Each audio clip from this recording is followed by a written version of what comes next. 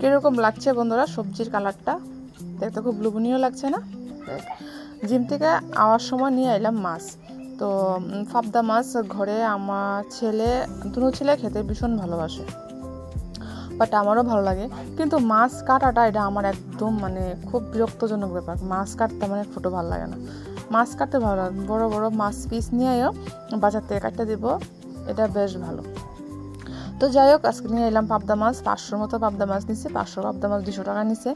তো বন্ধুরা, আজকে ভিডিওটা আমি এখান থেকে শুরু করতেছি, ছোট্ট একটা ব্লগ। তোমরা সবাই আমার পাশে থেকো, ভিডিওটা ফুল ওয়াচ করো, আর কীরকম লাগছে অবশ্যই লাস্টে ছোট্ট একটা কমেন্ট করে জানাও, ঠিক আছে? আর যারা নতুন দেখতেছো অবশ্যই একটা সাবস্ক্রাইব করে দিয়ে যাও, ঠিক আছে? তো সুন্দর সুন্দর ভিডিও দেখতে পারবা।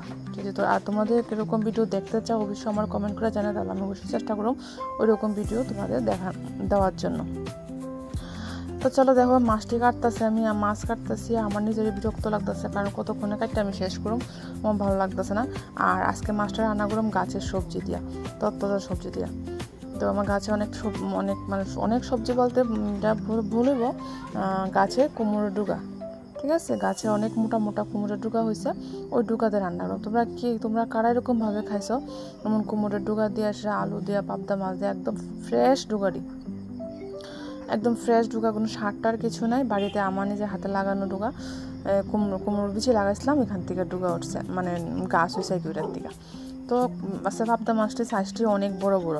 হয়তো পেঁয়াজি করলেও ভালো লাগতো, যদি শুধু একটু পেঁয়াজ বাটা, কাঁচামরিচ বাটা দিয়া, যদি হালকা একটু জিরার গুঁড়া দিয়া, যদি একটু পেঁয়াজি করা যেত তাহলেও ভালো লাগতো। বাট এরকম কোনো কিছুই করতাম না, জাস্ট আমি হালকা করে ঝোল করুম, তোমার ডাঁটা ডুগা দিয়ে এসে আলু দিয়ে ঝোল করুম।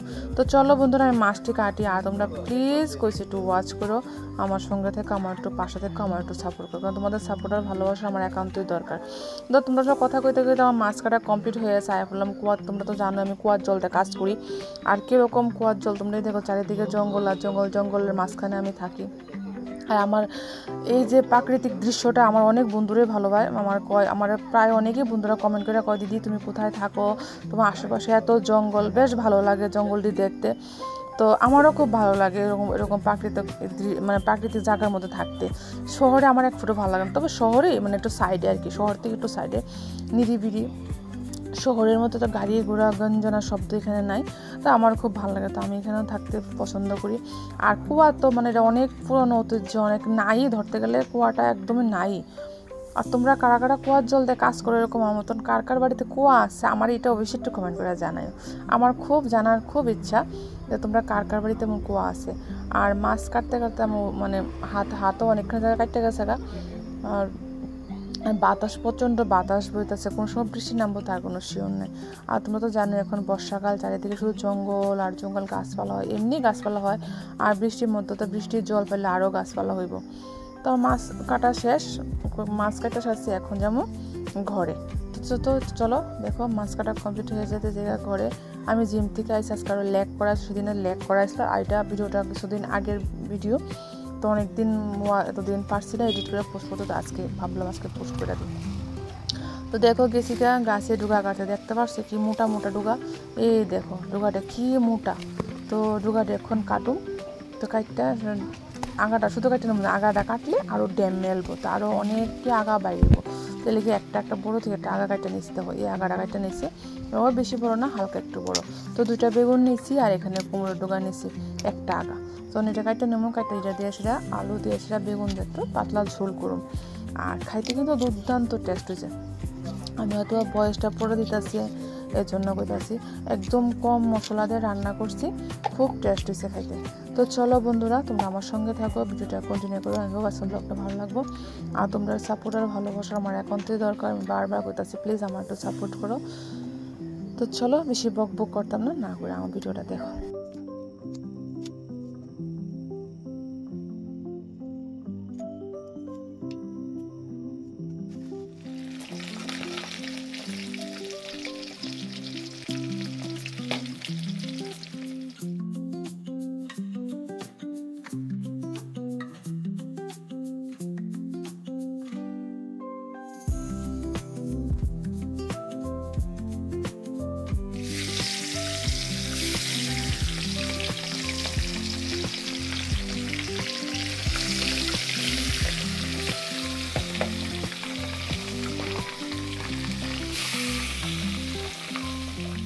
তো বন্ধুরা আমার এক হাতে ক্যামেরাটা ধরা আসলে তোমাদের ভালোভাবে প্রপারভাবে দেখাইতে পারছি না।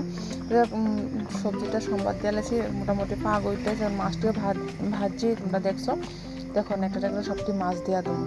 তো ফাইনালি আমার ঝোলটা মোটামুটি একটু ফুটে উঠছে। তো এখন দেখো আমি ঝোলটা এখন নামামো। তো তরকারিটা দেখতে এরকম হয়েছে, তোমরা অবশ্যই জানাইও কমেন্ট করে। তো আমার রান্না শেষ। আর তোমরা কারা কারা এরকমভাবে খাও একটু আমার জানাই কমেন্ট করে। আর যদি তোমরা কেউ না খাই থাকো কুমড়ো ঢোকা দিয়ে, আলু দিয়ে, বেগুন দিয়ে, পাবদা মাছের পাতলা ঝোল, প্লিজ একবার ট্রাই করে দেখো। আমার তো খেতে হেভি লাগে, তোমাদের কীরকম লাগলো আমার ব্লগটা দেখে অবশ্যই জানাই। আর এই দেখো মাছের কালারটা হেভি হয়েছে না? তো চলো বাই, টাটা, গুড নাইট। আজকের ব্লগটা আমি এদিকে শেষ করতেছি। ভালো লাগলে প্লিজ এটা লাইক করে দিও, আর যারা নতুন অবশ্যই সাবস্ক্রাইব করে আমার পাশে দেখো। চলো বাই, টাটা, গুড নাইট।